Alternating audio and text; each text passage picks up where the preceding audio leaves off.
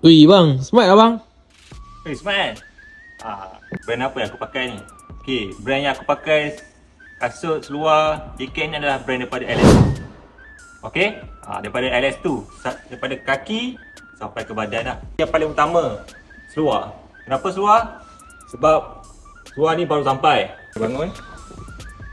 Smart kan? Gang, smart.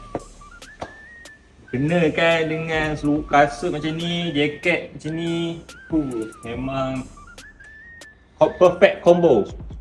Okay, kalau untuk seluar ni nama dia LS2 COS. Okay, kalau untuk jaket pula dia daripada ni Bolton. Kalau kasut pula daripada Downtown. Seluar ni baru sampai. Memang nice lah. Kau tengok sini dekat bahagian tepi ni dia ada poket. Ni poket bahagian depan. Okay, bahagian belakang dia ada safety lah, padding dekat bahagian lutut. Dan padding dia ni boleh cabut dekat bahagian tepi ni. Kalau buka zip ni, padding ada. Seluar ni memang sesuai lah nak pakai dengan pelbagai jenis motor. Tak kisahlah motor apa, nak keluar pergi ride mana-mana pun okey. Sebab dia memang jenis cargo yang casual. Okey, saiz ni penting lah. Sebab saiz dia berbeza sikit dengan cutting Asia. Sebab ini dia cutting Euro.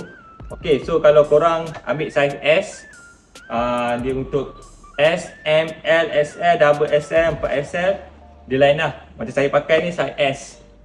Dengan pinggang saya saiz 30, saya mengambil saiz S. Untuk harga pula, korang tekan kat beg kuning, korang dapat harga berapa. Color yang ada 3 color. Dia ada warna hitam. Biasalah hitam kan, all black. Ini dia panggil sand. Dia color pasir, padang pasir. Dan saya pakai ni warna green, warna kaki.